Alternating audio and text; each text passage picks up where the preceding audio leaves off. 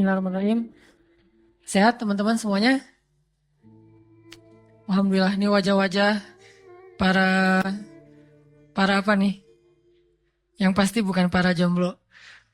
Wajah-wajah para pejuang agama, wajah-wajah para pembebas Masjidil Aqsa, dan wajah-wajah pemimpin Indonesia yang kebetulan masih jomblo.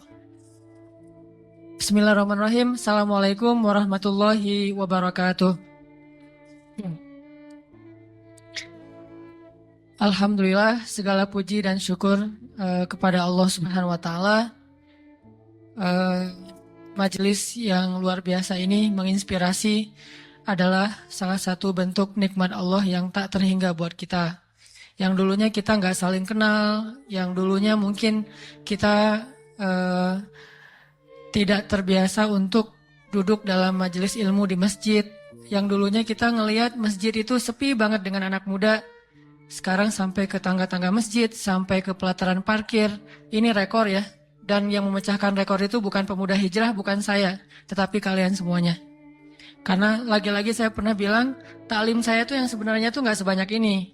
Ini mah bukan taklim saya, ini adalah kemenangan anak muda yang Allah berikan kepada kita semuanya. Kalau taklim saya yang sebenarnya itu jumlahnya 20 orang. Sekitar 3 tahun yang lalu, itu taklim saya yang sebenarnya. Tetapi taklim yang karena nikmat Allah, dan ini semuanya karena Allah sayang kepada teman-teman semuanya, jadilah sebanyak ini, alhamdulillah. Kita syukurin, mudah-mudahan ini bukan hanya sebatas masjid TSB, tetapi juga bisa nular ke masjid-masjid yang lain. Bukan hanya di Bandung, tapi juga di seluruh Indonesia. Dan bukan hanya dalam majelis taklim saja, tetapi ramainya anak muda di dalam banyak kegiatan-kegiatan yang positif lainnya untuk membangun umat, bangsa, dan negara insya Allah. Hari ini kita bahas tentang fitster yang gak jelas itu. Tapi jangan ini ya, jangan suuzon ya, jangan salah sangka. Itu mah bukan ide saya. Saya kan orangnya polos ya. Ya saya mah gimana teman-teman gitu disuruh apa ikutin ya. Jadi nggak ada niat-niat gangguin orang tuh, ngebully itu nggak ada niat saya. Saya mah orang yang insya Allah ngedoain ya. Nggak pernah ngebully sama sekali, motivasi gitu, ngenayangin sesuatu yang nggak bikin orang baper, itu mah saya. Jadi kalau ada yang baper-baperan, yang aneh-aneh kayak gitu, pasti ada oknum tuh. Saya juga korban sebetulnya ya, kelelep soalnya habis itu minta ditolong, tolongin gitu, demi pencitraan akhir zaman. Itu nggak serius, itu hanya canda. Sedikit jahil, sebetulnya agak-agak seneng sih dikasih peran kayak gituan. Apalagi bisa ngerjain pro gitu kan. Kalau kita dikerjain sama pro kan udah biasa tuh. Suruh ngambil ombak terus tegugulung, diketawain. Terus lagi udah kegulung, papannya lepas kan, suka dikasih ikat tuh. Lepas, nyari-nyari papan sendiri, berenang. Pas sudah dapat papan itu pegangan hidup banget tuh. Sampai ada adegan kura-kura. Saya menggangin papan itu seperti kura-kura diketawain. Nah, dapat kesempatan nih kerjain balik. Akhirnya bahagia bisa ngerjain pro server, yaitu Mang Inong. Nah, kita malam ini bakalan ngebahas tentang jail. Kalau di situ tulisannya jailiyah, tapi saya bacanya jailiyah. Jailiyah. Gimana sih tentang masalah canda dalam Islam? Gimana, apa bedanya bercanda dengan jail? Karena itu dua hal yang berbeda. Mana yang disebut bercanda dan insya Allah itu nyunnah, mana yang disebut jail, insya Allah itu dolalah. Jadi ada nyunnah, ada bid'ah. Jadi kalau jail itu bid'ah, kalau bercanda itu, bergurau itu nyunnah. Makanya kita coba membedakan seperti apa sih Nabi bercanda, seperti apa sih sahabat bercanda, dan bolehkah kita bercanda dan apakah berdosa atau berpahala. Nanti kita bahas dalam kajian tentang jail ya, apa bahasa selanjutnya? Oh, no hard feeling. Oke, sebelum kita bahas itu kita tilawah dulu. Kita akan tilawah surat Al-Anbiya, surat 21 dari ayat pertama. Surat Al-Anbiya surat 21 dari awal, dari ayat pertama.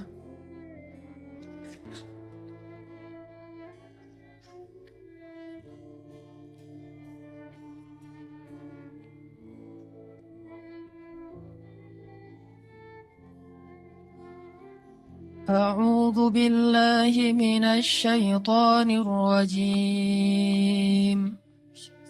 أعوذ بالله من الشيطان الرجيم بسم الله الرحمن الرحيم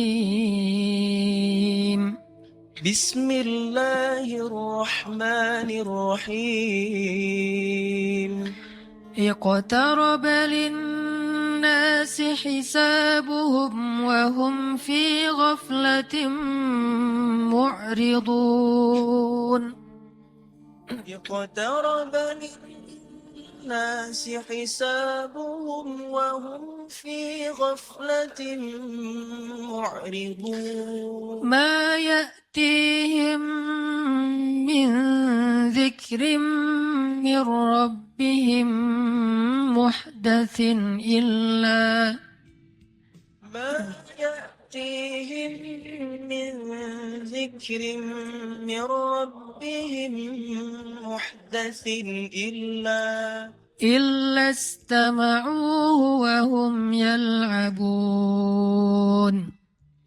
استمعوه وهم يلعبون لاهية قلوبهم لاهية قلوبهم وأسروا النجوى الذين ظلموا وأسروا النجوى الذين ظلموا هل هذا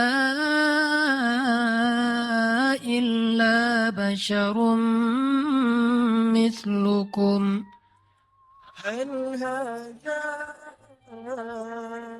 إلا بشر مثلكم أفتأتون السحر وأنتم تبصرون أفتأتون السحر وأنتم تبصرون Sadaqallahul azim. Teman-teman yang dirahmati Allah Subhanahu wa taala. Rasulullah Shallallahu alaihi wasallam itu salah satu karakternya adalah beliau orang yang murah senyum.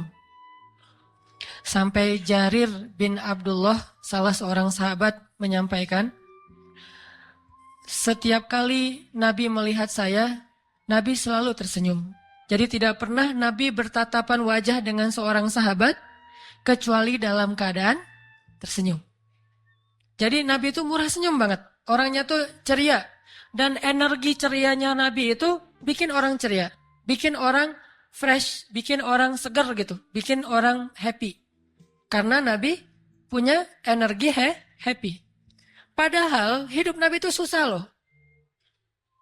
Bahkan Aisyah tuh pernah bilang, di rumah kami itu terbiasa, sebulan itu dapur tidak ada asap sama sekali. Artinya nggak masak dalam sebulan. Bayangin. Kalau kita juga mungkin dapur kita nggak berasap, soalnya makannya di restoran ya.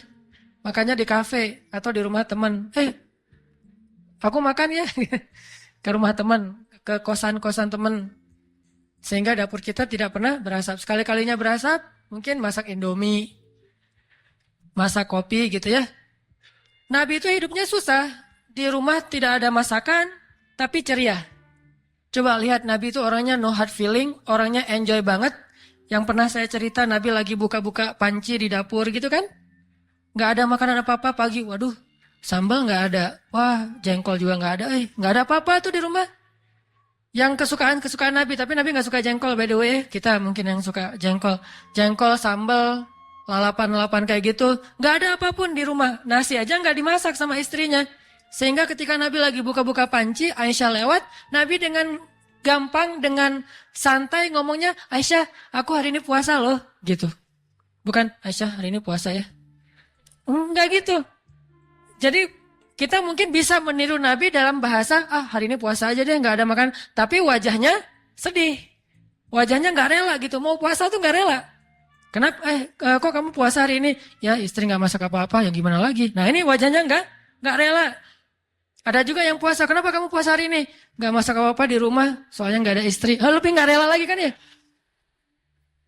Jadi puasa terpaksa karena istri nggak masak atau karena nggak ada yang masakin itu sama tuh. Cuman kalau yang istri nggak masak lebih sakit dikit lah. Udah ada istri kok nggak masak. Kalau ini ya wajar lah nggak ada istri jadi nggak ada yang masakin.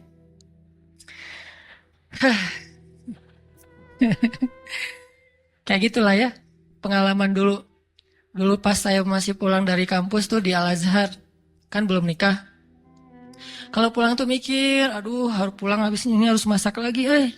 Jadi pulangnya udah capek mikirin masak. Kalau sekarang mikir kok nggak pulang-pulang pengen cepet pulang. Ya beda. Kalau dulu mikir harus masak, harus segala macam.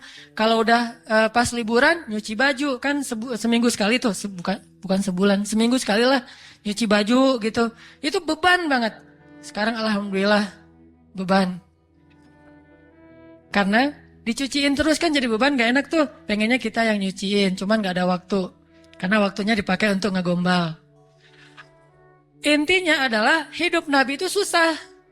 Tapi Nabi enjoy banget. Jadi aura Rasulullah itu happy, aura qanaah, aura syukur nikmat kepada Allah itu kelihatan dari wajahnya yang berseri-seri. Ketemu sahabat, senyum gitu.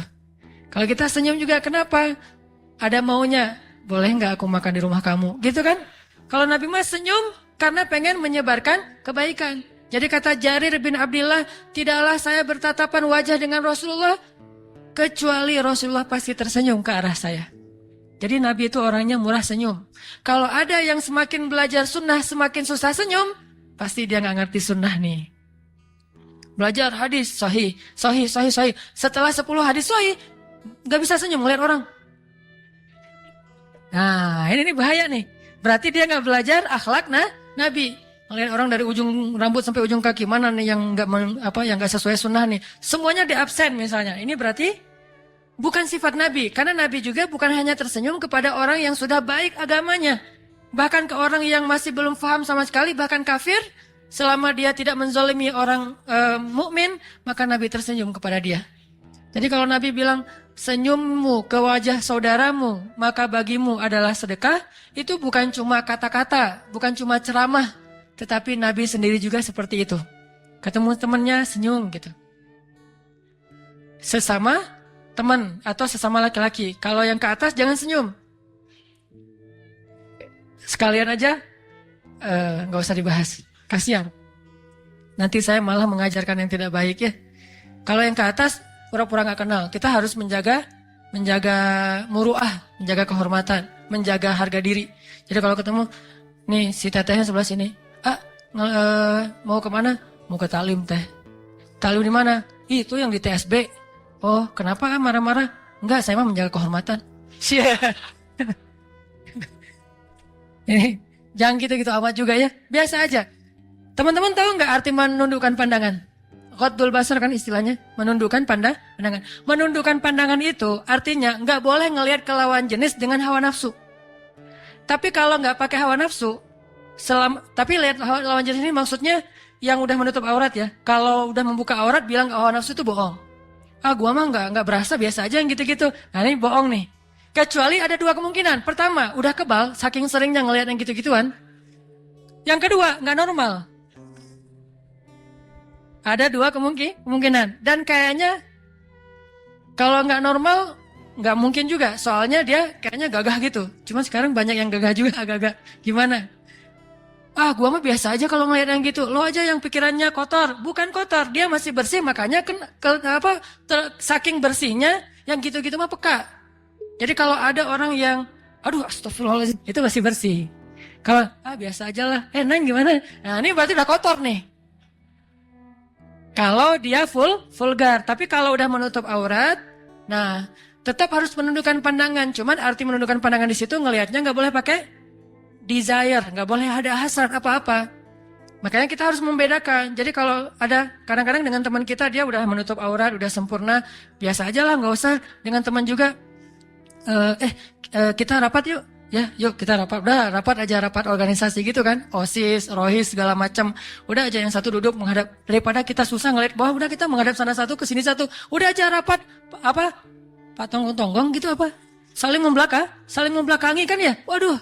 Rapatnya nggak seru banget tuh. Jadi ngomongnya sambil ngelihat ke tembok masing-masing. Bukan gitu-gitu amat juga ghadul basar teh. Atau menghadap cuman ke bawah, nggak harus kayak gitu. Kecuali kita takut, nggak sanggup untuk menjaga perasaan. Berarti baper, baper. Ngomong lihat ke bawah, baper ya, gitu kan. Kalau nggak baper mah biasa aja, teh gimana? Biasa kan? Tapi jangan pura-pura biasa. Nanti pas udah dia pergi, nangis. Kenapa? Kenapa nggak saya nembak ya, gitu ya? Nyesel gitu. Tadi mah jaim, pas orang yang udah pergi nyesel. Kenapa saya nggak mengutarakan isi hati? Intinya, ghadul basar itu jangan menatap, melihat dengan hasrat. Tapi kalau biasa aja ke teman, maka tidak harus menundukkan pandangan, tetapi tetap kita lebih tahu dan nggak boleh membohongi Allah. Allah Maha Tahu. Sehingga kalau nggak gitu pura-pura mungkin gitu nggak usah fokus, jangan melihatnya. Ya teh, siap. Ini apa nih? Pernah jadi pramuka ya? Nggak usah ngelihat juga terlalu fokus, terlalu tajam sampai bikin orang GR. Santai aja. By the way, balik lagi ke tadi. Intinya adalah Rasulullah itu orangnya santai, senyum. Boleh nggak kita senyum ke lawan jenis? Boleh, tetapi jangan berlebihan. Wah, bahaya. Atau yang ceweknya juga, cewek lebih harus hati-hati lagi tuh senyum kepada cowok. Soalnya senyuman cewek itu adalah racun. Iya. Madu dan racun. Jadi manis sih, tapi mematikannya. Dia senyum, gitu. Langsung. Baru dibilang A, belum B, C, D, E. Baru satu huruf, udah kelepek-kelepek gitu. Makanya hati-hati kalau cewek senyum ke cowok. Biasa aja. Senyum yang memberi aura, memberi kesan, kesan yang positif. Kesan, mungkin kalau nggak akrab pun kesan nggak sombong lah. Jangan sampai memberi kesan yang lebih. Dan kita tahu batasannya. Pasti kita ngerti banget nih, mana senyum yang membahayakan, mana senyum yang masih wajar. Pasti kita tahu. Dan susah untuk didefinisikan. Oh, senyum yang membahayakan itu kalau senyumnya nggak mungkin kan didefinisikan kan nih. Kalau yang wajar, justru yang wajar barusan tuh bahaya tuh. Udah senyum, matanya kedap-kedip. Ini bahaya. Jadi boleh kita senyum ke lawan jenis, tetapi selama masih wajar. Senyum yang memberi kesan, oh ya dia mah orangnya nggak sombong gitu aja. Tetap kita lebih tahu batasannya. Dan Nabi SAW orang yang murah senyum. Dan Nabi bukan hanya tersenyum kepada laki-laki saja. Bahkan kepada perempuan yang bukan muhrim beliau pun, beliau tersenyum selama tidak berlebihan. Jadi kalau ada perempuan datang kepada Rasulullah, kenapa? Saya nggak nyambung, ada apa barusan? Ya. Oh, kerjaan kameramen. Jadi kalau Rasulullah kedatangan seorang akhwat, cewek mau konsultasi kepada Rasulullah, Rasulullah bukan kaku gitu, nggak sekaku yang kita bayangin. Assalamualaikum, waalaikumsalam, masya Allah. Nggak gitu-gitu amat. Rasulullah biasa aja, mangga masuk gitu. Ya Rasulullah gitu. Sesungguhnya Allah tidak malu terhadap kebaikan kan ya Rasulullah? Ya kata Rasulullah, emang ada apa? Perempuan ini nanya, gimana cara membersihkan haid ya Rasulullah? Kata Nabi, ya dibersihin, kata Nabi. Santai aja enggak? Tan. Mau bahas itu ya? Jangan sama saya dong. Enggak gitu-gitu amat, biasa. Ya dibersihin, kata Nabi. Sewajarnya. Kata perempuan ini karena dia juga enggak ngerti. Ya tapi gimana caranya Rasulullah? Ya dibersihin aja, kata Rasulullah. Tapi gimana? Coba. Kata Rasulullah, ya dibersihin. Ya Rasulullah maksudnya how to. Kalau bahasa kita teh, gimana caranya? Akhirnya ditarik sama Aisyah, dibawa masuk ke dalam. Baru Aisyah yang mengajarkan fikih khusus untuk perempuan. Gitu aja. Jadi Nabi nggak berlebihan juga, tapi juga nggak sampai menjadi orang yang kaku. Tersenyum, ini sifat Nabi. Dan Nabi itu orangnya periang. Sahabat kalau dekat sama Nabi itu happy gitu, senang gitu. Apalagi kepada anak-anak. Anak-anak kecil tuh senang banget sama Rasulullah. Tapi kalau lagi senang sama Rasulullah, tiba-tiba lewat Umar, pada diem semuanya tuh. Umar. Jangankan anak kecil, setan aja takut, apalagi anak kecil gitu ya. Ini Umar. Tapi nggak salah juga sifat Umar. Karena ketika nanti Umar jadi khalifah, anak-anak kecil juga pada paham ternyata Umar itu orangnya nggak seserem yang dicitrakan. Tetap aja pada waktu tertentu dia tegas, di waktu yang lain dia orang yang sangat bijak. Jadi yang pertama teman-teman, poin kita adalah bercanda itu adalah sunnah Nabi. Karena Nabi juga kadang-kadang bercanda. Karena Nabi juga kadang-kadang bercanda. Pernah gini nih, ini contoh bercandanya Nabi. Tapi intelek banget, pakai logika. Orang kalau nggak ngerti nggak akan ketawa. Jadi kalau nanti nggak ada yang ketawa, berarti nggak ngerti. Maksa orang ketawa ya. Jadi candaan Nabi gini, Nabi lagi naik, lagi mau melakukan satu perjalanan. Nah, ada sahabat yang mau ikut jihad sama Nabi. Ini bayangin bercanda dalam suasana perang. Kan Nabi suka ngumpulin kendaraan onta segala macam buat para sahabat yang miskin yang nggak punya kendaraan kayak mau pergi ke Tabuk gitu. Nah waktu itu ada seorang laki-laki miskin dan dia badannya agak gemuk. Dia bilang gini, ihmil nih ya Rasulullah bawain saya dong atau beri saya tunggangan dong Rasulullah, saya pengen berjihad tapi nggak punya tunggangan kalau bahasa kita. Cuman bahasa singkatnya ihmil nih ya Rasulullah, bawa saya Rasulullah bawa saya. Kata Nabi, ya saya akan bawa kamu, tapi kami akan memberikan kamu anak onta. Kata Nabi, kami akan berikan kamu anak onta. Dia langsung, aduh gimana dong? Dia nggak bayangin. Nanti kalau perjalanan jauh, naiknya anak onta, saya lebih gede daripada anak ontanya. Gimana dong? Kan kasihan anak ontanya. Kan ada adegan tuh. 2 orang, ini yang di Al-Fulailah 1001 malam. Ayah sama anak naik keledai kan? Terus orang-orang bilang, aduh nggak berperi keledaian. Orang keledai dinaikin berdua, aduh nggak kasihan sama hewan. Oh gitu ya, akhirnya ayahnya turun, anaknya yang naik. Wah anak kurang ajar nih, ayahnya dibiarin jalan kaki, dia naik keledai. Oh gitu ya, akhirnya ayahnya naik, anaknya turun. Wah ayahnya nggak sayang sama anak, akhirnya dua-duanya turun. Wah ada keledai nggak dinaikin. Salah aja ya. Nah dia ngebayangin, duh naik anak onta, sedangkan badan saya besar, perjalanan jauh. Ya Rasulullah gimana nih? Akhirnya Nabi tersenyum, para sahabat yang lain yang pintar-pintar senyum. Akhirnya Nabi bilang apa? Bukankah setiap onta itu adalah anak onta? Ini candanya Rasulullah SAW. Bukankah setiap onta itu adalah anak onta? Walaupun udah dewasa, tetap aja anak onta. Oh gitu. Tawa semuanya. Ini mau berangkat jihad loh. Nabi sempet-sempetnya godain sahabat yang badannya besar, pengen dapat kendaraan. Nabi bilang, ya udah kami kasih untuk kamu anak onta. Ya Rasulullah, anak onta? Bukankah setiap onta itu anak onta? Pada ketawa semuanya. Ini candanya Rasulullah. Gak seserius yang kita bayangin. Tetapi kalau waktunya serius, Nabi paling serius. Waktunya nangis, Nabi yang paling menangis dan takut kepada Allah. Intinya harus balance. Sifat Nabi itu sangat tawazun, sangat balance, sangat istimewa, sempurna.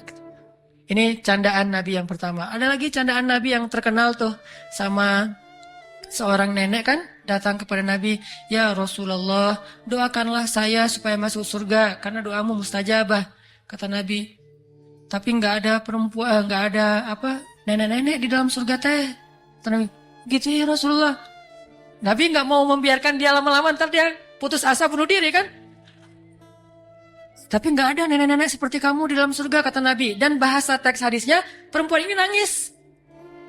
Ya Rasulullah, astagfirullahaladzim, kemana tuh ya Rasulullah? Gitu, nangis perempuan ini. Sebelum dia nangis hingga gerung, Nabi langsung bilang, soalnya kamu nanti jadi gadis di surga. Wah, ketawa gitu. Kayak gitu. Dan itu nggak disebut menggoda nenek-nenek. Biasa aja gitu kan. Wah Rasulullah godain nenek-nenek, nggak cukup dengan yang perawan. Nggak, Rasulullah mah biasa. Dan nggak ada niat untuk ngegodain, nggak ada hasrat, nggak ada apa-apa. Tapi tetap Nabi pengen membahagiakan orang yang datang ke beliau. Nggak usah serius-serius amat. Lagi pula Nabi ngelihat orangnya. Pasti nenek-nenek ini dekat sama Rasulullah. Makanya Rasulullah bercanda. Kalau baru kenal langsung dicandain kan bahaya tuh. Wah Rasulullah kayaknya ada hati ini sama saya. GR. Daripada si nenek-nenek GR teh. Kan kasihan. Udah nenek-nenek GR pula. Jadi dia yang tadi mungkin masih ada waktu seminggu lagi hidup, jadi tinggal sehari lagi gara-gara kegeeran dan gak kecapaian. Ternyata Rasulullah gak gitu-gitu amat. Dia cerita ke temannya, Rasulullah tadi candain gua loh, gitu. Gitu? Emangnya kenapa kalau dicandain Rasulullah? Ya kan jarang Rasulullah ngodain candain cewek. Saya dicandain loh sama Rasulullah. Kayaknya nih Rasulullah ada hasrat. Kegeeran loh segala macam, kan kasihan. Makanya Nabi tahu nih nenek-nenek ini orang yang dekat dengan beliau. Yang laki-laki tadi mungkin dekat dengan beliau. Jangan ketemu orang candain, kasihan. Gak semua orang boleh dicandain. Makanya Nabi juga termasuk orang yang kadang bercanda tetapi tidak berlebihan, sehingga bisa kita simpulkan bercanda itu adalah sunnah Nabi. Pada dasarnya ya, bercanda itu adalah sunnah Nabi. Orang Islam itu harus serius tetapi bukan berarti kaku. Kadang juga bercanda. Tapi walaupun dia sunnah Nabi, teman-teman, ada nggak sih etika-etika bercanda yang membuat kita tidak melanggar syariat, tetap berpahala? Kalaupun tidak berpahala, minimal tidak nambah dosa. Ada, Nabi mengajarkannya. Dan dalam beberapa cerita juga bisa kita simpulkan. Pertama, bercanda juga harus pakai niat ternyata ya. Niatnya harus benar dulu. Apa niat yang benar kalau bercanda? Kira-kira apa? Nawaitu bercanda, gila. Harus gitu? Enggak kan ya? Enggak harus dipakai nawaitu kalau mau bercanda teh. Tar dulu, belum niat. Niat dulu, baru canda gitu. Kita mau ngobrol sama teman lagi nongkrong gitu. Mau hari, mau ngacapruk nggak jelas gitu. Ntar dulu ya. Nawaitu ngacapruk gitu. Kan nggak ada niatnya kayak gitu ya. Dia nih maksud niat di sini adalah kita bercanda itu untuk membahagiakan hati orang lain. Karena Nabi bilang, amal yang paling disukai Allah itu adalah sururun tudkhiluhu fi qulubil mu'min, membahagiakan hati seorang mukmin.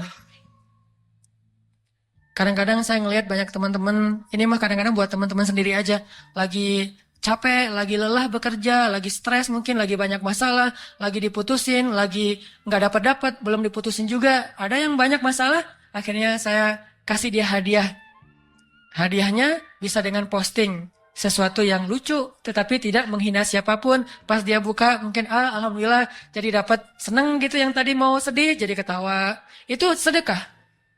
Nyenengin hati teman kita, sedekah. Kita kirim video-video secara japri, video yang lucu-lucu gitu. Kayak kemarin saya ngeposting misalnya anak yang lagi cukur, tiba-tiba ngantuk, dan sebetulnya itu bukan video orang lain. Saya juga dulu suka kayak gitu. Kan ayah saya mah tukang syukur. Setiap dicukur pasti saya tidur, dan pas udah bangun tiba-tiba udah gundul. Nah itu kebiasaan saya dulu, dan ternyata ada video yang lucu banget. Akhirnya saya share, sehingga banyak yang komen, alhamdulillah terhibur Ustaz, tadi udah ngantuk, tadi udah males, tadi udah hampir stres segala macam. Itu namanya membahagiakan hati seorang mukmin. Tetapi dengan syarat jangan bercanda kecuali sesuatu yang masih positif. Jangan sampai menjatuhkan kehormatan orang lain. Makanya kalau kita bilang ada pertama dalam bercanda itu niatnya dilurusin dulu. Pengen ngebahagiaan hati teman.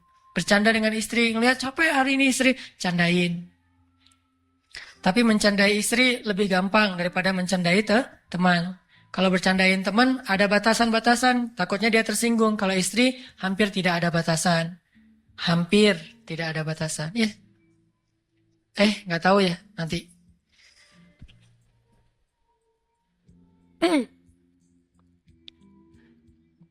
Terus niat bercanda itu apa? Selain menyenangkan hati teman kita, bercanda itu juga dalam Islam salah satu bentuk cara kita refreshing. Cara kita mencari hiburan. Dalam Islam itu kita boleh banget mencari hiburan. Bersenang-senang boleh selama tidak berlebihan. Makanya harus kita tempatkan bahwa bercanda murni mencari hiburan. Bukan hidup untuk hiburan. Tetapi sekedar untuk menyegarkan suasana hidup kita, waktu kita, tenaga kita, pikiran kita yang tadi mungkin udah agak penat, agak boring. Maka kita cari candaan sedikit, baca kisah lucu, baca SMS lucu, atau nonton sesuatu yang lucu di sosial media, atau ketemu teman yang mungkin dia orangnya renyah. Sekedar gitu aja, jangan berlebihan. Dan saya kira mudah sekali untuk mendapatkan candaan yang seperti ini. Bahagia itu gampang. Gak harus cari komik tebal gitu, atau cari novel yang tebal yang benar-benar bisa bikin kita ketawa ngakak-ngakak gitu. Nggak perlu. Cukup ketemu teman udah bahagia. Kalau kita bercandanya masih wajar. Sampai kan ada orang yang demi bercanda itu ngumpulin semua yang lucu-lucu. Udah gitu kalau lagi stres dia tonton 5 jam. Lucu-lucuan aja sampai sakit perut. Ketahuilah kata para sahabat, aku belum pernah melihat Nabi tertawa terbahak-bahak. Belum pernah melihat Nabi tertawa terbahak-bahak sampai kelihatan langit-langit di dalam mulutnya. Nggak pernah. Nabi kalau ketawa wajar atau tersenyum. Tapi bahagia.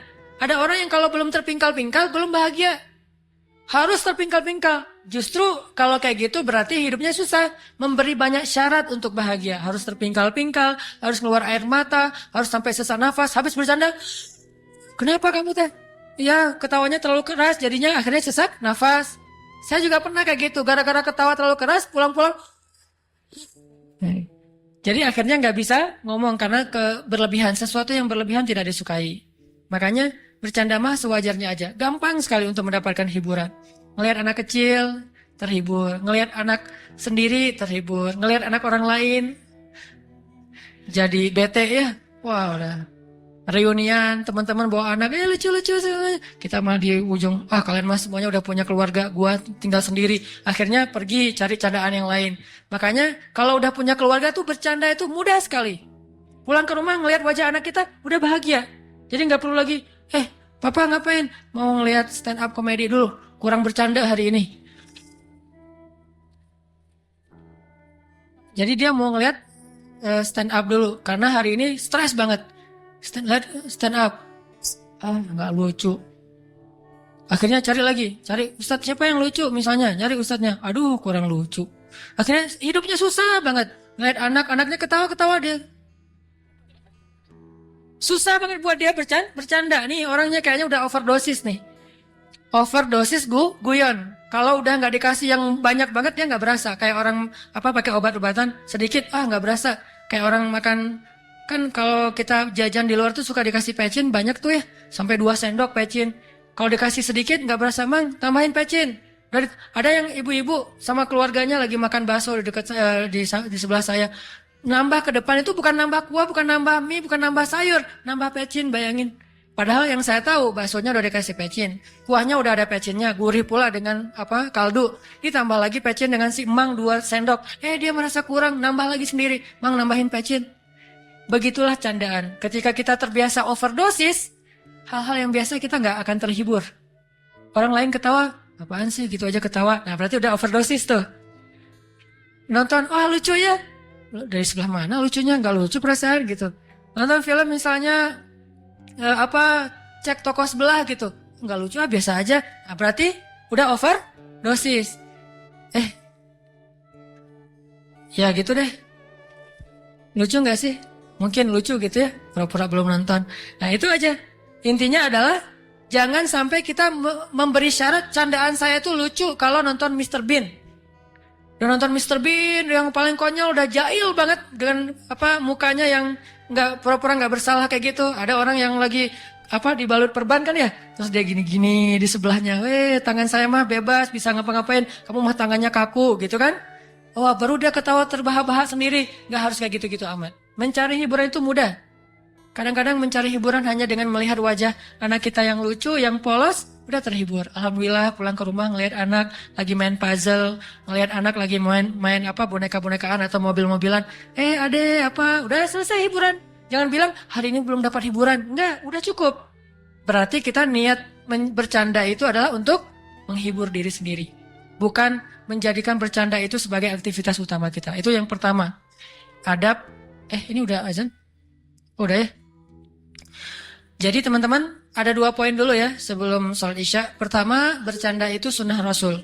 Kalau tidak berlebihan. Kedua, niatnya harus benar. Bahwa kita pengen ngebahagiain hati teman kita.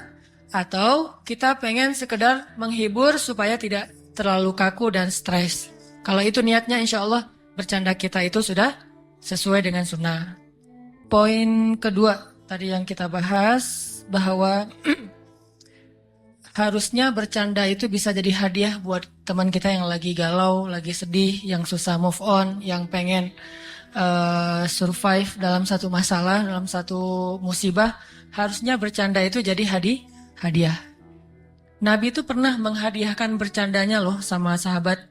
Nama sahabat itu kalau nggak salah Zahid.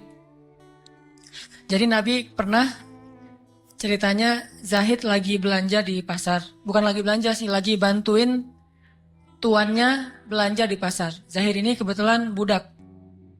Budak yang harganya sangat murah. Tapi dia orangnya solih, namanya aja Zahid, sangat zuhud. Sedangkan nilai dia di mata orang-orang Arab pada masa itu murah karena dia lemah. Bukan budak yang bisa diharapin buat gantiin tuannya berperang. Karena orang dulu mah kalau nggak bisa berperang pakai budak. Sama kayak sekarang misalnya nggak bisa ngeronda. Pakai siapa gitu, bayarin gitu ya untuk ngeronda. Dulu mah nggak bisa berperang antar suku, pakai budak dibayar. Atau pakai budaknya sendiri yang memang kuat. Zahid mah nggak bisa dipakai untuk berperang. nggak bisa pakai untuk ngegembalain apa-apa, cuma pembantu biasa aja. Kalau ke pasar dipakai di rumah, jadi murah harganya. Suatu hari ketika Zahid sedang di pasar, Nabi datang dari belakang melukin Zahid. Jadi meluknya meluk teman gitu ya, kayak sahabatan gitu. Jadi jangan suuzon ya, melukin teman gitu, dipeluk sama Rasulullah. Kan bahagia banget tuh dapat pelukan dari Rasulullah. Rasulullah bayangin, ada seorang soleh banget, idola banget, keren banget, dicintai di langit, di bumi, semua makhluk mencintainya, meluk kita dari belakang. Dan pelukan dia itu pelukan surga. Allah aja cinta kepada laki-laki ini, apalagi seluruh makhluk Allah Subhanahu wa taala. Dipeluk sama Rasulullah itu anugerah yang luar biasa. Didoain, dipeluk, dicandain, disenyumin. Dapat senyum Rasulullah itu kalau nggak GR, itu ada yang kelainan tuh. Harus GR kalau disenyumin sama Rasulullah. Karena itu bahagia banget, anugerah banget. Dipeluk sama Rasulullah dari belakang. Setelah dipeluk, Nabi bilang, "Hei, ada yang mau beli budak ini?" Kata Nabi ke orang-orang di pasar. Wahai orang-orang Arab, ada yang pengen beli budak ini? Zahid bilang, kan orang pas Nabi bilang gitu ngeliatin, ada apa? Oh, budak itu, gak jadi deh, gitu. Jadi gak ada yang mau beli Zahid. Akhirnya jadi bilang, Rasulullah, gak ada lah yang mau beli saya, siapa juga ada saya makan orangnya. Dah, saya mah apa tuh Rasulullah gitu kan. Dia gak pede gitu, dia bilang, gak ada yang mau beli saya Rasulullah. Saya ini murahan dan segala macam. Dia orangnya agak minder gitu, agak rendah diri. Rasulullah sama orangnya murahan segala macam. Kata Rasulullah, ya Zahid, wahai orang-orang, wahai kaum muslimin, kalau menurut kalian dia itu murah, maka sesungguhnya di mata Allah dia itu sangat berharga dan mahal. Akhirnya, wah saya beli Rasulullah. Akhirnya pada kayak istilahnya kayak pengen membeli Zahid dan membebaskan. Saking berharganya Zahid. Jadi pengen dibeli untuk dimerdekakan. Pada kayak lelang gitu. Saya Rasulullah 100 dinar, 200 dinar, 300 dinar. Akhirnya tuannya bilang, udah siapa yang paling 1000 dinar. Rame aja tuh. Suasana pasar gara-gara ngelelang Zahid untuk dibeli lalu dimerdekakan. Nabi bercanda dengan Zahid tapi membuat Zahid bahagia, dihibur. Bahwa kamu itu walaupun di mata manusia masih murah, di mata Allah itu mahal banget. Sehingga kaum muslimin berlomba-lomba untuk membeli Zahid dan memerdekakannya. Ini cara Nabi bercanda dengan sahabat. Harusnya candaan kita tuh jadi hadiah. Kalau kita nggak bisa ngasih hadiah yang sifatnya materi, kasihlah hadiah dalam bentuk sesuatu yang sururun, menyenangkan hati. Itu canda yang nyunnah, berpahala di sisi Allah Subhanahu wa taala. Bahkan bukan cuma berpahala, teman-teman.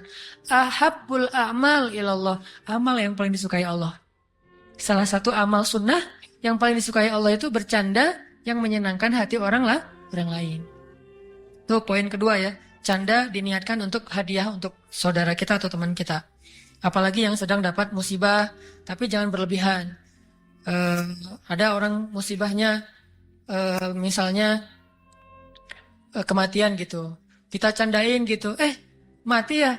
Semua kita juga bakal mati kok gitu apa? Gak usah gitu-gitu aman. Apalagi kalau datang kepada kematian nanya, matinya kenapa? Tragis ya? Gitu. Ngomongnya serius, kayak empati gitu, tapi bahasanya tuh jelek. Tragis ya meninggalnya ya. Sakit ya. Wah sakaratnya lama gak sih? Oh ini mah orang ini sangat kejam ya. Udah orang meninggal tanya sakaratnya lama, sakaratnya gimana, sakitnya apa. Nanya sakitnya apa itu sebetulnya udah. Dia kan setiap yang ngelayat pasti ngejelasin meninggalnya kayak gimana, sakitnya apa ya. Capek loh. Jadi dia tuh jadi sedih bukan gara-gara kematian, gara-gara yang ngelayat. Kebanyakan yang ngelayat nanya lagi sakitnya apa, nanya lagi sakitnya apa, berapa lama di rumah sakit, biayanya berapa, teringat lagi kan biayanya mahal. Ini berarti tidak menghibur. Menghibur itu mengatakan kayak misalnya Nabi menghibur Asma bintu Umais ketika suami pertamanya meninggal. Asma bintu Umais ini kan perempuan yang nikahin 3 ahli surga ya. Ja'far, Abu Bakar, Ali. Jadi dia pernah menikahi 3 laki-laki, 3-tiganya ahli surga, tapi secara bergantian ya, bukan barengan. Kalau barengan nggak ada dalam Islam. Ke suami sana, nggak ada itu. Yang ada, kalau pacaran mungkin ada selingkuh. Tapi kalau nikah nggak ada tuh. Pertama Ja'far, kedua Abu Bakar, ketiga Ali. Nah ketika Ja'far meninggal, Asma bintu Umais sedih. Karena dia cinta banget sama Ja'far. Dan Ja'far itu first love-nya dia. Walaupun bukan endless love. Ada nanti Abu Bakar, ada Ali. Tapi first love lah. Dan ketika Nabi datang, Nabi menghibur Asma. Asma, kenapa menangis? Ya Rasulullah, perempuan mana yang tidak menangis ditinggalkan oleh suami seperti Ja'far, kata Asma. Ya Asma, kata Rasulullah, tahukah kamu bahwa keadaan Ja'far lebih baik daripada kita sekarang? Dia telah diberikan 2 sayap oleh Allah di dalam surga, dan aku melihat Ja'far sedang terbang mengelilingi taman-taman surga. Barulah Asma tersenyum. Alhamdulillah yang sudah memberikan kenikmatan bagi Ja'far. Sehingga akhirnya Asma tidak bersedih, malah bahagia. Yang tadinya takziah jadi tahniah. Yang tadinya orang datang untuk menghibur Asma, sekarang malah selamat ya Asma, selamat ya Asma. Punya suami yang ahli surga syahid. Ini namanya hiburan, candaan tapi hadiah. Nabi pintar banget gitu-gituin sahabatnya. Dihibur aja. Termasuk ada sahabat yang misalnya yang kayak dulu cerita yang Julaibib, dihibur aja. Pokoknya Nabi itu selalu menyemangati orang dengan candaannya. Ini poin kedua ya. Jadi kalau bercanda kasih hadiah buat teman kita. Poin yang ketiga, teman-teman yang dirahmati Allah, kalau bercanda boleh tapi jangan berdusta. Nabi bersabda, Allah melaknat seseorang yang bercanda dengan cara berdusta untuk membuat orang lain tertawa. Allah melaknat, celaka dia, celaka dia, celaka dia. Sampai 3 kali. Celaka orang yang berdusta untuk membuat orang lain ketawa.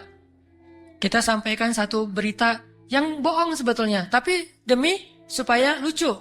Supaya teman-teman kita senang, bahagia, ketawa bareng, dianggap kita orangnya asik gitu.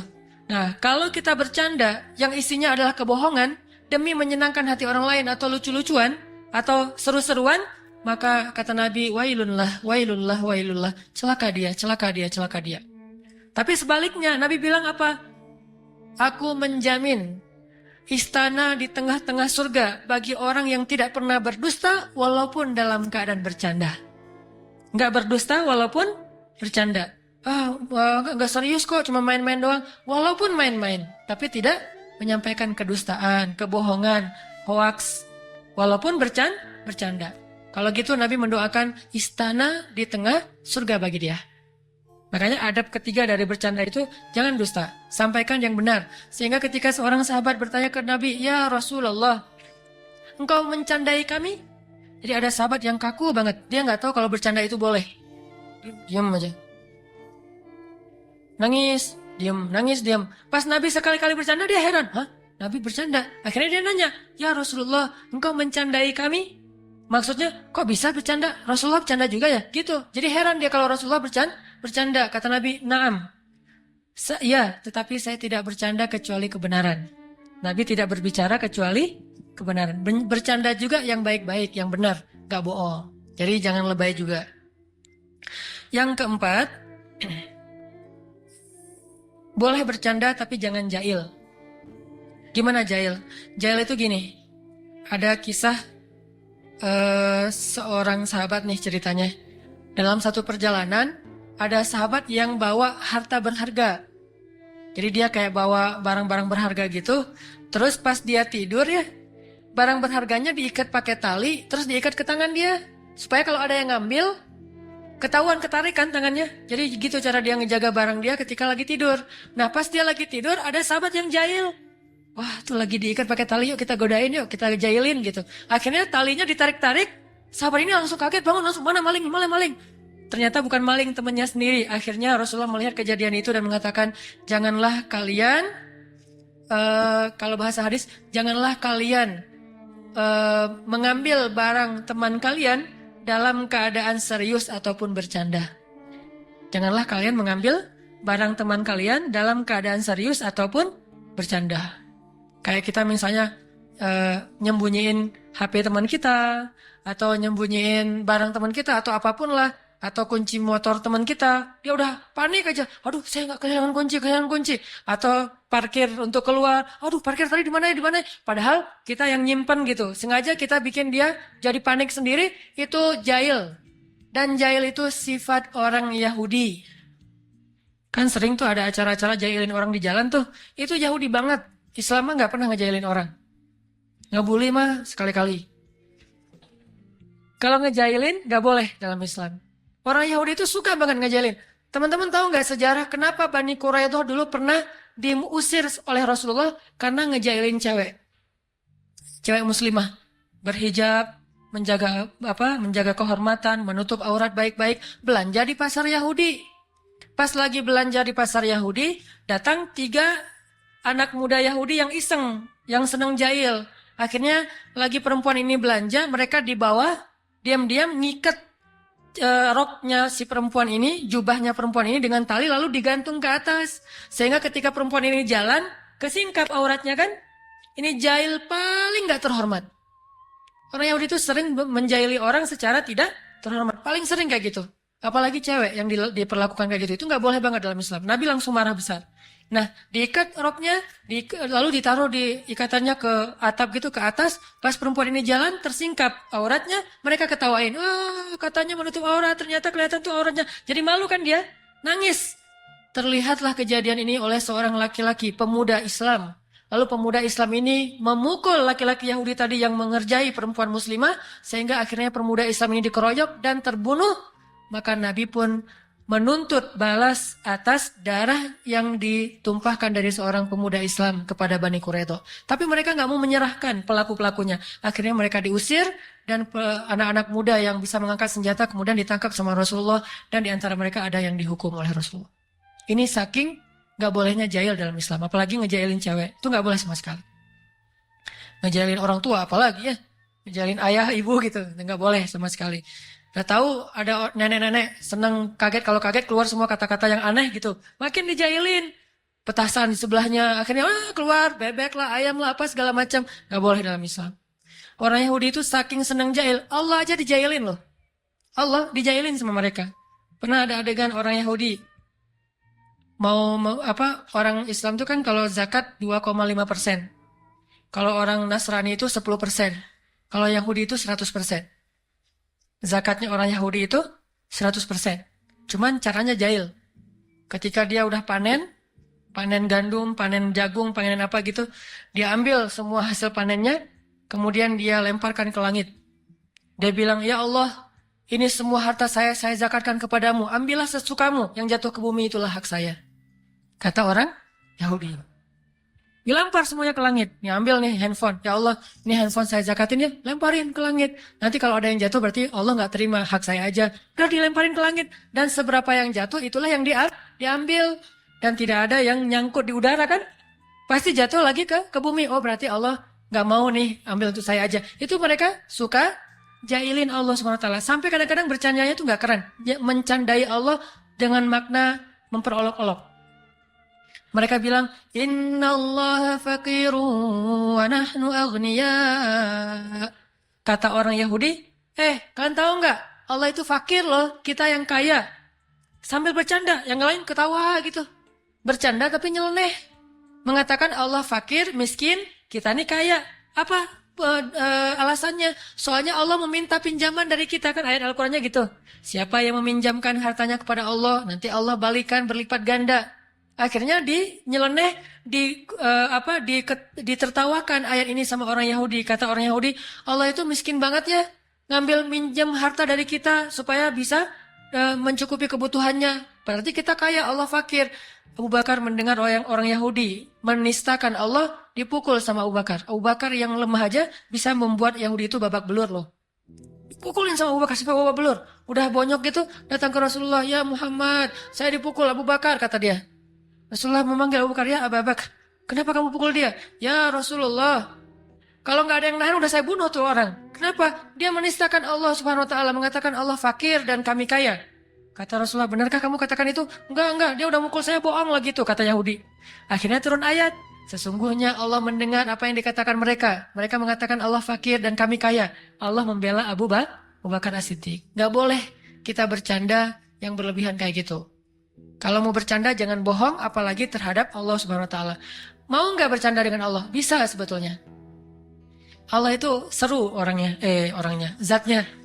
Allah itu zatnya ini bukan bercanda ya, salah ucap, astagfirullahaladzim. Allah itu zatnya seru, asik.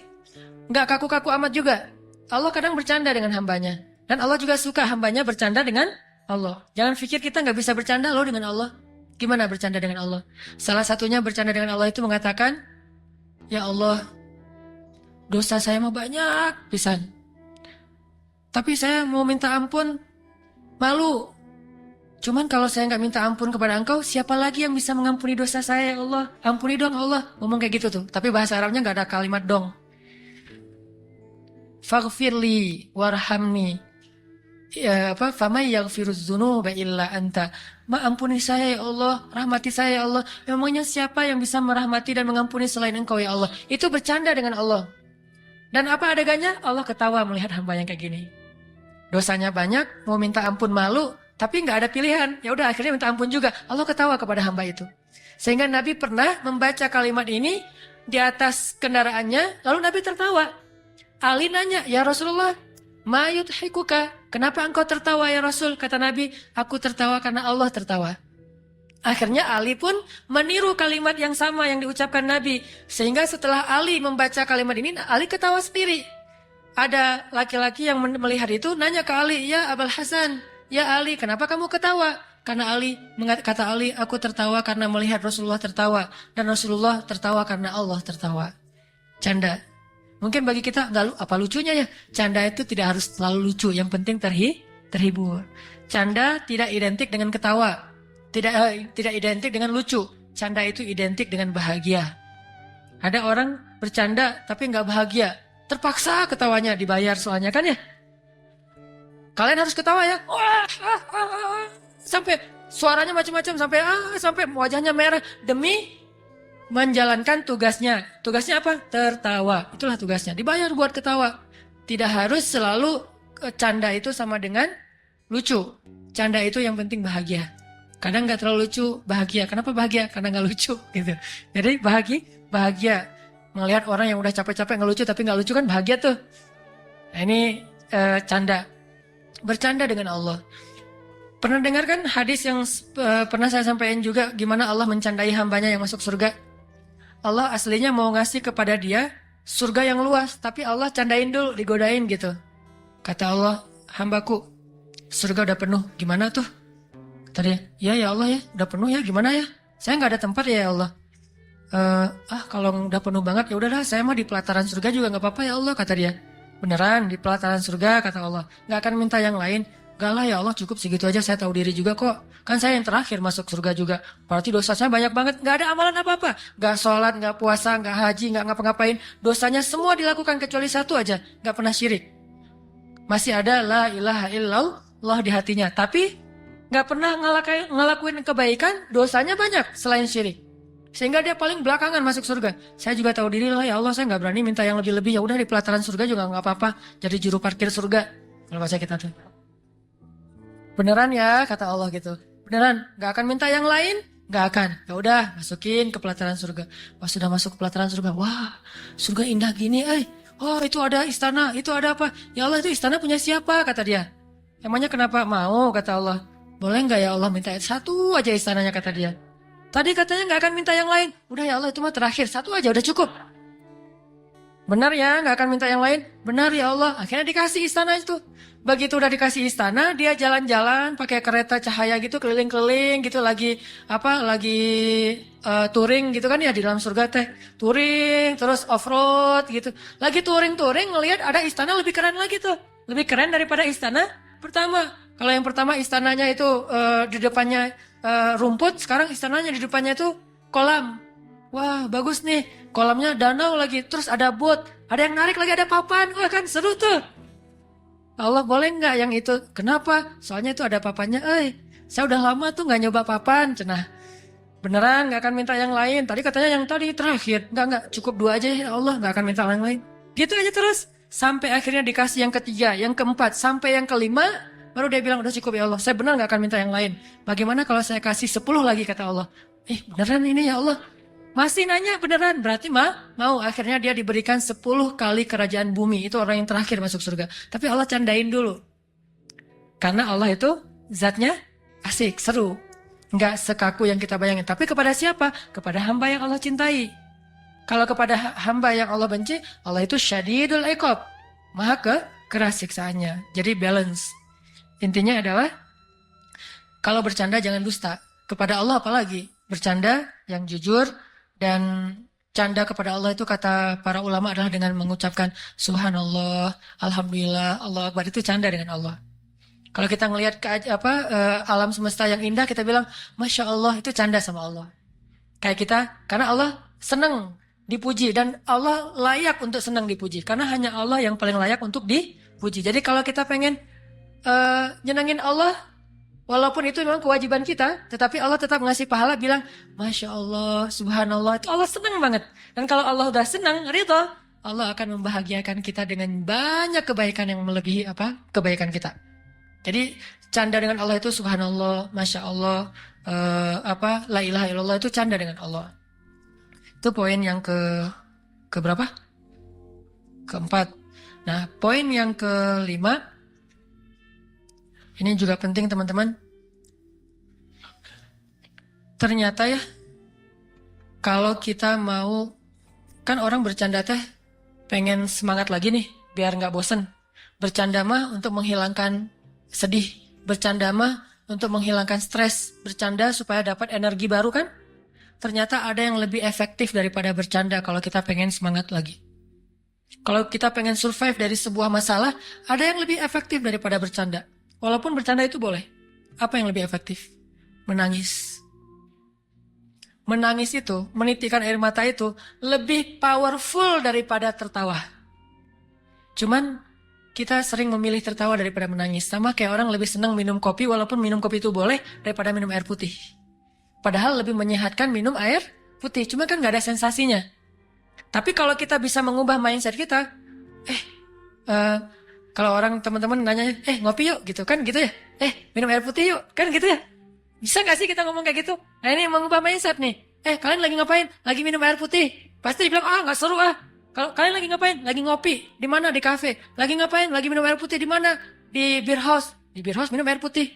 Kan ini kan keren nih, minumnya air putih. Di beer house minum air putih, di kafe minum air putih. Kalau yang masih beer house ya, tapi kalau bisa nggak usah. Terus di tempat dimanapun lagi, hari ini belum minum air putih gitu. Bukan hari ini belum ngeteh, belum ngopi. Pagi-pagi dihidangin kopi sama istri kita. Mah, papa mah sekarang udah nggak minum kopi. Papa mah malamnya menangis, siangnya minum air putih kan gitu ya. Wah itu keren tuh, malamnya nangis, siangnya minum air putih. Berarti papa udah nggak bercanda dong, nggak menangis gitu. Jadi air mah nangis sambil tersenyum. Mana nangisnya ya? Coba kita ubah mindset dari boleh minum air putih, tetapi boleh minum kopi, tapi yakinlah air putih lebih baik daripada kopi. Makanya Nabi mengatakan air itu tahurun, air itu bersih dan membersihkan. Air itu bersih dan membersihkan. Dan memang secara medis, secara kedokteran, secara biologi juga air putih paling baik untuk tubuh kita. Sangat menggantikan energi tubuh kita. Tapi kalau kopi, sensasi itu. Walaupun tetap baik kalau nggak banyak gulanya. Yang masalahnya kalau kebanyakan gula. Jadi gula yang dikopiin, bukan kopi yang digulain. Saking manisnya. Nah, bercanda dengan menangis juga ibaratnya sama. Boleh bercanda, tapi porsinya cuma seperti minum kopi. Jangan minum kopi aja, habis makan ngopi, sebelum makan ngopi, mau jalan ngopi aja sehari sampai 2 liter. Ada gak sih orang yang ngopi 2 liter dan sehat gak sih? Ngopi kalau segelas, secangkir masih sehat nih. Apalagi kalau kopinya kopi bener, bukan kopi yang gitu, kopi yang asli gitu ya. Kopi yang benar, asli, disimpan selama 100 tahun misalnya. Itu kan sehat tuh. Udah gitu baristanya keren lagi, secangkir 2 cangkir dalam sehari masih wajar. Bayangin kalau ngopi sehari 2 liter, kan gak sehat kan? Sedangkan minum air putih minimal berapa liter sih? 8 gelas. Gelas yang mana dulu nih? Bebas aja ya. Nah kalau air putih sehari 2 liter kan sehat. Melancarkan ginjal kita juga jadi sehat, melancarkan pencernaan segala macam lah, auranya juga jadi segar gitu. Sedangkan kopi kebanyakan justru jadi eksotis kayak kopi kan ya. Kenapa kok Ustadz warnanya eksotis banget? Saya senang ngopi gitu misalnya. Kalau yang kurang eksotis berarti senang coklat. Kalau yang sangat tidak eksotis berarti senang susu. Apaan gitu ya.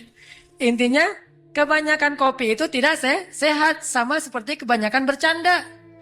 Bercanda sewajarnya, oke. Bercanda secangkir, bercanda 2 cangkir, tapi bayangin kemana-mana bercanda. Sama kayak orang kemana-mana bawa botol aqua tapi isinya kopi. Ngopi lagi, nggak bagus juga buat jantung dia. Makanya sewajarnya perbanyaklah menangis. Karena menangis itu air mata kita menggugurkan dosa dan membersihkan hati yang kotor. Air mata itu seperti hujan. Kalau di Arab itu diibaratkan hujan itu membersihkan rumah daun-daun dari debu. Karena mereka mah padang pasir, daun banyak yang berdebu dibersihkan oleh air hujan. Maka begitulah air mata membersihkan hati seseorang. Coba nanti bayangin, bedanya kesan habis ketawa sama habis nangis. Habis ketawa, seru tapi capek. Ketawa, aduh capek juga ya ketawanya. Capek kan? Tapi kalau menangis, insya Allah nggak akan capek. Kalau nangisnya karena dosa-dosa, nangisnya karena ingat Allah, nangisnya karena ingat akhirat, itu nggak akan capek. Justru habis nangis, semangat tuh. Beda banget kesannya habis nangis sama habis ketawa. Makanya ketawanya jangan kebanyakan. Nabi mengatakan, kalau kalian melihat apa yang aku lihat, kalian akan sedikit tertawa. Boleh ketawa, tapi sedikit. Dan banyak menangis. Makanya kalau teman-teman belajar, saya juga lagi belajar nih. Lagi galau, nangis. Nggak apa-apa, nangisnya tapi bukan karena masalah itu. Karena ya Allah, ingat dosa-dosa, ingat akhirat. Baca ayat-ayat tentang La uqsimu biyaumil qiyamah wa la uqsimu bin nafsil lawamah. Kita baca ayat itu, kita renungin. Nanti saya pada hari itu gimana ya nasib saya? Coba bayangin nasib kita ketika bangkit dari kubur, kita jadi apa tuh? Ketika bisa menangis, berarti mata kita termasuk mata yang diberkahi. Justru salah satu di antara bukti seseorang itu jauh dari Allah, dia matanya menjadi beku, tidak pernah bisa menangis. Dan setelah menangis, pasti kesannya berbeda ketimbang setelah ketawa. Makanya kalau disuruh milih, banyakan mana? Banyakan nangis deh. Tapi kenyataannya kita dalam sehari lebih banyak tertawa, hampir tidak pernah menangis. Tunggu nangis kalau udah banyak masalah banget baru nangis. Dan kita waktu itu akan ngelihat, ketika kita banyak menangis, kita doanya lebih khusyuk, sholatnya lebih khusyuk, ngajinya lebih banyak kan ya, energinya nambah kalau kita nangis, kayak dicas gitu. Sedangkan kalau ketawa, jadi males. Sampai Nabi mengatakan kebanyakan jadi males, mematikan rasa di hati kita, gak bisa lagi mendengar kebaikan. Orang kalau udah ketawa terus dinasihatin, pasti dia nolak, bantah tuh. Makanya jangan kebanyakan ketawa, boleh, tapi jangan kebanyakan. Itulah teman-teman fikih ketawa. Bagaimana kita menjadikan ketawa kita berpahala, menjadikan ketawa kita itu hadiah buat teman kita, menjadikan ketawa kita itu ikut sunnah, menjadikan ketawa kita itu benar-benar penyegaran tetapi tidak berlebihan, dan hindari ketawa-ketawa yang syubhat, dusta, ketawa yang jahil, ketawanya nyeleneh, hindari itu, dan jangan juga terlalu banyak sehingga kita tetap bisa menangis di malam hari. Jadi kalau kita udah ketawa, tiba-tiba disuruh nangis agak susah. Saya kurang bisa ya, langsung membalikkan kondisi dari habis ketawa nangis, susah. Kecuali ketawa, nangis, kenapa ketawa kok nangis? Mati lampu. Lagi film, lagi bola gitu seru, tiba-tiba mati lampu kan nangis ya. Karena mau gol gak jadi, gara-gara, bukan gak jadi gol, gak jadi ngelihat gara-gara mati lampu. Itu mungkin bisa, tapi bukan nangis karena Allah. Tangisi dosa-dosa, maka bergugurlah dosa itu. Tapi kalau kita mentertawakan dosa, maka bertambah dosa kita. Tangisi kesia-siaan hidup kita. Karena ketawa juga bisa membuat hidup kita banyak sia-sia. Jangan banyak ketawa, tapi boleh banyaklah menangis. Cari teman yang bisa buat kita menangis. Karena teman yang bisa buat kita ketawa itu udah banyak. Teman yang sehari-hari bisa bikin kita ketawa udah banyak. Yang sedikit itu teman yang bisa bikin kita menangis. Cari itu juga biar balance tadi tuh. Kalau nggak bisa menangis lebih banyak, minimal 50-50 deh. Yang penting harus ada nangis dalam sehari. Itu mudah-mudahan bermanfaat. Dan kita tutup dengan zikir.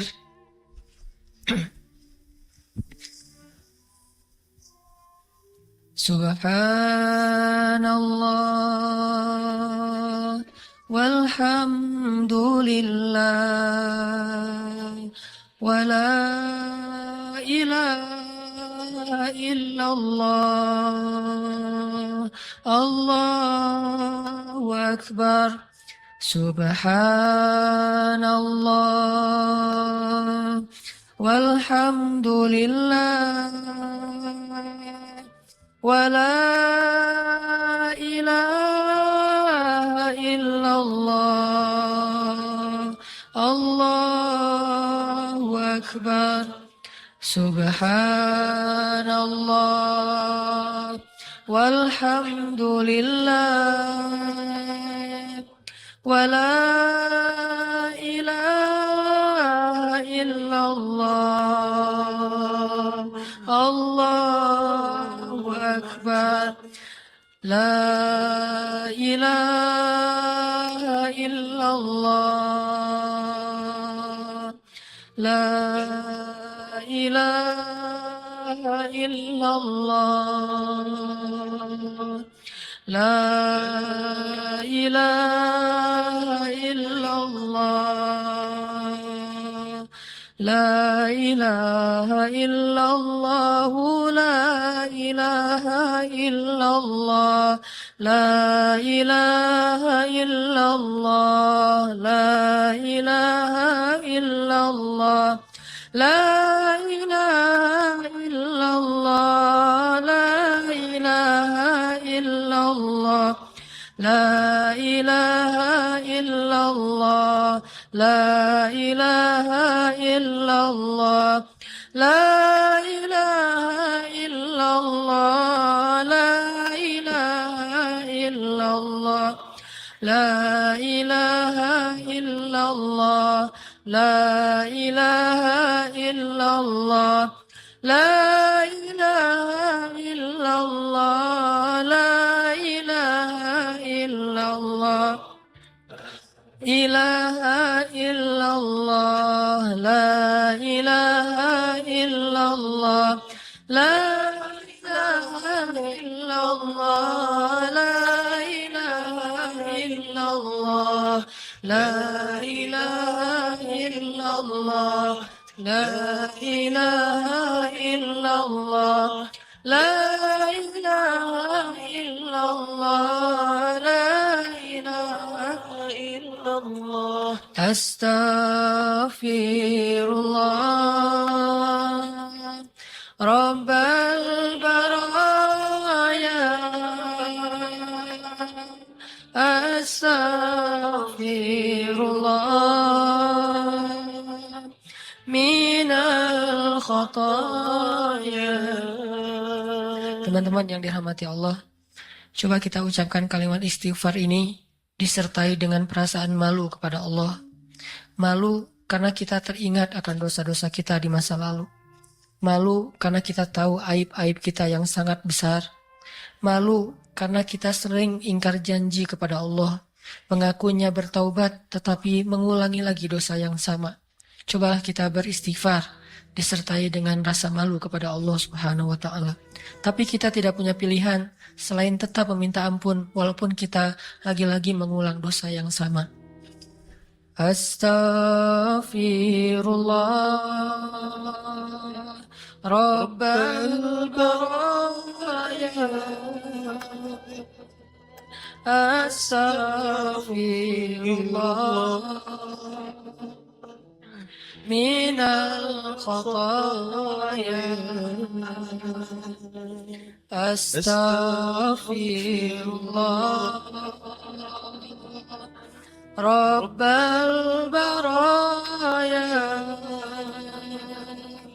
Astaghfirullah. Minal khataya. Astaghfirullah. Astaghfirullah. Astaghfirullah. La ilaha illa anta. Subhanaka inni kuntu minaz zalimin. La ilaha illa anta. Subhanaka inni kuntu minaz zalimin. Ya Allah ya Arhamar Rahimin, ampunkanlah dosa kami ya Allah. Kami sadar bahwa dosa kami tidak terhitung jumlahnya ya Allah. Tapi kami percaya bahwa Engkau Maha Pengampun dosa-dosa, meskipun dosa kami memenuhi langit dan bumi, ya Allah. Siapakah lagi yang bisa mengampuni dosa kami selain Engkau, ya Allah? Kami sering merasa sholat kami tidak khusyuk, pasti karena dosa-dosa, ya Allah. Kami sering merasa malas dalam bertilawah Al-Quran, pasti penyebabnya karena dosa-dosa, ya Allah. Kami merasa pekerjaan kami susah, rezeki kami susah, pasti karena dosa-dosa, ya Allah. Kami merasa banyak sekali masalah dalam rumah tangga kami, pasti karena dosa-dosa, ya Allah. Kami merasa jauh dari orang-orang soleh, pasti karena dosa-dosa, ya Allah. Kami merasa tidak baik hubungan dengan orang tua, pasti karena dosa-dosa, ya Allah. Kami merasa kurang dan tidak bisa bersyukur, pasti karena dosa-dosa, ya Allah. Kami merasa malas dalam beribadah, pasti penyebabnya karena dosa, ya Allah. Tidaklah kami mendapatkan keburukan dalam hidup kami kecuali karena dosa-dosa, ya Allah. Kami yakin masih banyak dosa-dosa kami yang belum bisa kami tebus dengan amal solih. Seandainya kami mau menebus dosa-dosa kami, mungkin tidak akan cukup usia kami, ya Allah. Engkau yang Maha Pengampun dosa, ampunan-Mu lah yang kami harapkan, ya Allah. Ampunkanlah dosa-dosa kami, ya Allah. Sehingga dengan ampunan-Mu, Engkau ilhamkan kepada kami kebaikan dan ketaatan, ya Allah. Dengan ampunan dosa dari-Mu, Engkau mudahkan bagi kami dalam mencari ilmu, ya Allah. Engkau mudahkan bagi kami untuk bangun sholat subuh, ya Allah. Engkau mudahkan bagi kami untuk melangkahkan kaki ke masjid, ya Allah. Engkau mudahkan bagi kami untuk mencari pasangan hidup, ya Allah. Engkau mudahkan bagi kami untuk mencari rezeki yang halal, ya Allah. Tidak ada yang menyulitkan hidup kami kecuali dosa-dosa kami di masa lalu, ya Allah. Jika hari ini kami dapat banyak masalah, pasti penyebabnya adalah dosa-dosa kami di masa lalu yang belum terampuni. Ampunkanlah dosa kami, ya Allah. Siapakah lagi zat yang bisa mengampuni dosa sebanyak itu selain Engkau, ya Allah? Faghfir lana ya Rabbana, ampunkanlah, ya Allah. Ya Rahman Rahimin, dulu ketika kami masih belum berhijrah, mungkin kami sering meninggalkan sholat, ya Allah. Mungkin kami sering melewatkan waktu subuh bahkan sampai hari ini, ya Allah. Padahal kami tahu bahwa amalan pertama yang akan dimintai pertanggungjawaban di hari hisab adalah sholat. Bahwa azab kubur itu akan menimpa orang-orang yang tidak bangun ketika azan subuh, ya Allah. Bahwa orang-orang yang tertidur pulas dan melewatkan waktu subuh akan dihancurkan tengkorak kepalanya di dalam kubur, ya Allah. Tetapi kami senantiasa melewatkan waktu subuh. Ampunkanlah dosa kami, ya Allah. Kuatkanlah kami untuk bisa melaksanakan sholat subuh. Kami sadari itu dosa satu itu saja sudah cukup bagi kami untuk bisa masuk ke dalam api neraka, ya Allah. Dosa melewatkan waktu subuh saja sudah cukup alasan untuk kami menjadi ahli neraka, ya Allah. Ampunkanlah dosa kami. Belum lagi dosa kami terhadap orang tua, ya Allah. Satu tetes air mata ibu sudah cukup bagi kami untuk dibakar di dalam api neraka, ya Allah. Satu kali ayah kami kecewa kepada kami sudah cukup bagi kami untuk masuk api neraka, ya Allah. Belum lagi dosa-dosa kami yang lain. Kami bermaksiat kepadamu. Mungkin di antara kami ada yang pernah durhaka dengan cara membunuh, berzina, khamar, riba. Padahal 1 dirham saja memakan harta riba, dosanya lebih besar daripada 36 kali berzina. Ampunkanlah dosa kami yang begitu banyak, ya Allah. Dosa kami yang tidak terhitung jumlahnya, ya Allah. Ampunkanlah dosa-dosa kami. Rasa-rasanya tidak ada yang lebih layak kami minta kepada Engkau selain ampunan dosa, ya Allah. Rasa-rasanya tidak cukup waktu buat kami untuk terus menghabiskan kecuali hanya dengan cara meminta ampun kepadamu, ya Allah. Ampunkanlah dosa kami, ya Allah. Maafkanlah kesalahan kami di masa lalu, ya Allah. Teguhkanlah hati kami untuk menjalani hidup dalam keistiqomahan di jalan-Mu, ya Allah. Rabbana atina fid dunya hasanah wa fil akhirati hasanah wa qina azabannar. Ya Arhamar Rahimin, Berilah hidayahmu kepada pemuda-pemuda Bandung, pemuda Indonesia. Ya Allah, bangkitkanlah Islam di tangan anak-anak muda di seluruh Indonesia, ya Allah. Ya Allah, istiqomahkan kami. Jadikanlah setiap masjid-masjid kami di Indonesia lebih ramai daripada waktu sholat Jumat seperti malam ini yang kami saksikan, ya Allah. Barakallahu li walakum. Teman-teman yang dirahmati Allah, terakhir, terima kasih buat semua teman-teman yang sudah hadir.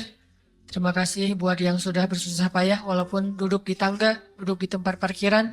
Tidak ada yang sia-sia dari apa yang teman-teman lakukan. Setiap yang teman-teman dapatkan kesusahan dalam mencari ilmu, itu akan menjadi kemudahan di padang mahsyar. Jadi jangan berkecil hati, bersedih hati kalau mencari ilmu itu susah.